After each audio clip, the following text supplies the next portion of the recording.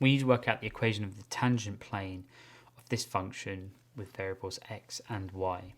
For this, we need to do some first partial derivatives, and then we'll have to do some other partial derivatives. If you're unfamiliar with partial derivatives, I've done an entire video on it.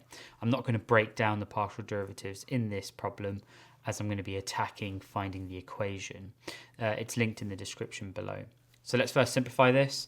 So that's going to become x squared y plus xy minus x squared y squared. So let's now do the first partial derivative. So we want to do fx xy, and then we want to do fy xy.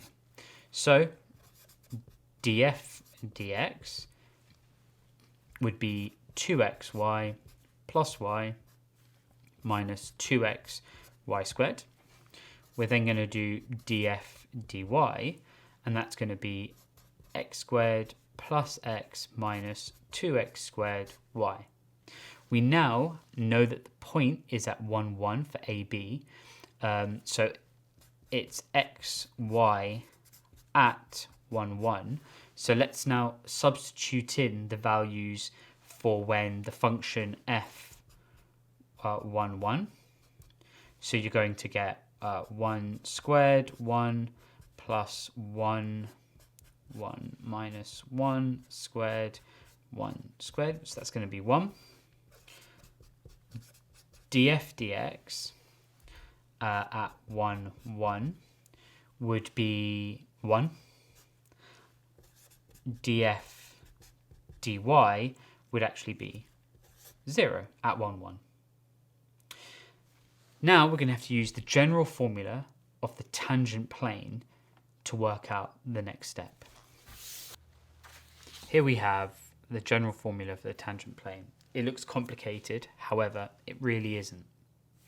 We know that FAB, when AB was 1, 1, substituted in would equal 1. So that means Z would be 1. Just a little point, I always put a line through my Z, just simply because Z's and 2's can sometimes look really similar. And there was a situation at university where my 2's and Z's got mixed up and I got something wrong. So ever since then, I've always put a line through it to indicate that there is a difference between them. But then anyway, so df dx AB, we've done that. df dx at AB 1, 1 is 1. So that would then be 1. And you would have x minus a, which they gave us is 1, plus df dy AB we know to be 0, and then y minus 1, which obviously this would then be 0.